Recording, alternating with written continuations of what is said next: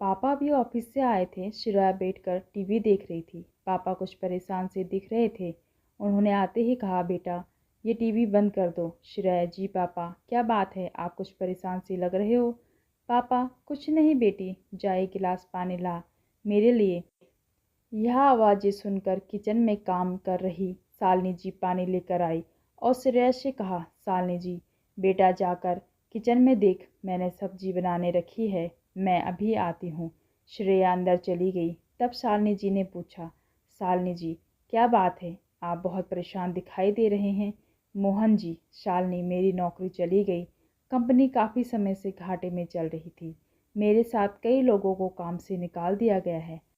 समझ नहीं आ रहा है आगे क्या होगा। इस घर का किराया, गाड़ी की किस्त, श्रेया की शादी के लिए जो एसआईपी शुरू की है, वह सब कहाँ से आएगा। शालिनी जी आप चिंता मत कीजिए, आपको इतना कुछ आता है, कोई ना कोई नौकरी मिल जाएगी। हम एक काम करते हैं, कुछ दिन के लिए एसआईपी बंद कर देते हैं।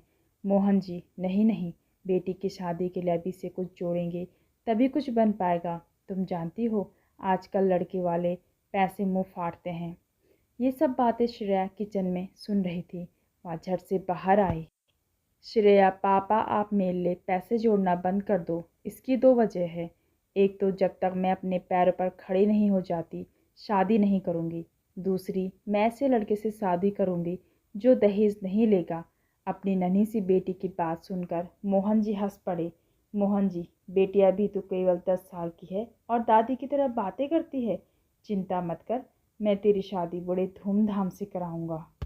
शालिनी जी, हमारी बेटी बहुत समझदार है, यह बिल्कुल सही कह रही है। यह कहकर तीनों हंसने लगते हैं और घर का माहौल खुशनुमा हो जाता है। अगले दिन सुबह मोहन जी तैयार हो रहे थे। तभी शालिनी जी ने पूछा, शालिनी जी आप सुबह सुबह कहाँ चल दिए। मोहन जी, वो आज संडे है, अपने कुछ दोस्तों से मिलने जा रहा हूँ, शायद कहीं नौकरी का इंतज़ाम हो जाए। उनके जाने के बाद शालिनी जी का फ़ोन पर अपने भाई से बात करने लगी। वो रो रही थी। शालिनी जी, भैया ये किसी को कुछ बता नहीं रहे हैं, लेकिन बहुत परेशान है। क्या करूं, कुछ समझ नहीं आ रहा है। अगर इन्हें जल्द नौकरी ना मिली तो न जाने हमारा क्या होगा। श्रेया भी अभी स्कूल से आई थी। वह मम्मी से खाना लेने आ रही थी। तभी गेट के पीछे से उसने सारी बातें सुन ली। उसके लिए यह सब नया था। उसने सारी बातें समझ में आ रही थी। उसके मम्मी पापा कितने परेशान थे। अगले दिन मोहन जी घर में बैठे थे। आज श्रेया की छुट्टी थी। घर का माहौल एकदम शांत था। कोई किसी से बात नहीं कर रहा था। श्रेया, पापा आप भी ताऊ जी की तरह कोई बिजनेस क्यों नहीं करते। शालिनी, बेटा ये सब कुछ सुबह सुबह लेकर बैठ गई। ताऊ जी ने कई सालों से बिजनेस जमाया है, हम ये सब कैसे कर सकते हैं। इसके लिए पैसा कहाँ से आएगा। श्रेया, मम्मी मेरी शादी के लिए आप बचपन से सेविंग कर रहे हैं, अगर उस पैसों से भी पापा के लिए बिजनेस शुरू करें तो कैसा रहेगा। मोहन जी, नहीं नहीं बेटा, हम उस पैसे को हाथ भी नहीं लगा सकते। कल बिजनेस नहीं चला तो सारा पैसा डूबेगा। श्रेया, पापा क्या हो जाएगा। अगर पैसा डूब गया, मैं बड़ी होकर पैसे कमा लूँगी, फिर शादी कर लूँगी। आपको मेरी कसम, चिंता छोड़कर उस पैसे बिजनेस में शुरू कर लीजिए। अगर चल गया तो हमारी सारी परेशानी दूर हो जाएगी। हम हमेशा परेशान रहते हैं। ताऊ जी और उनका परिवार कितने मज़े में रहते हैं। शालिनी, सुनिए जी, बिटिया मुझे लगता है ठीक कह रही है। अभी तो काफ़ी समय है, हमें ये करके देखना चाहिए। क्या पता ऊपर वाले को भी यही मर्जी हो। काफ़ी समझाने के बाद मोहन जी बिजनेस करने के लिए तैयार हो गए। अगले दिन से उन्होंने अपने दोस्तों से सलाह लेना शुरू किया। कुछ ही दिनों में उन्हें बिजनेस के लिए आइडिया मिल गया। उन्होंने बिजनेस शुरू कर लिया। शुरू में बहुत परेशानी आई, लेकिन धीरे धीरे उनका बिजनेस अच्छे चलने लगा। पूरा परिवार बहुत खुश था। धीरे धीरे समय बीतने लगा।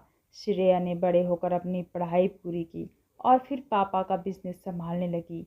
एक दिन श्रेया ने पापा से कहा, श्रेया, पापा अब आप आराम कीजिए, इस बिज़नेस को अब मैं संभाल लूँगी। मोहन जी, लेकिन बेटी अब तो तेरी शादी का समय हो रहा है, 1-2 साल में तेरी शादी करेंगे, फिर तो अपने घर चली जाएगी, तब यह बिज़नेस ही संभालना पड़ेगा।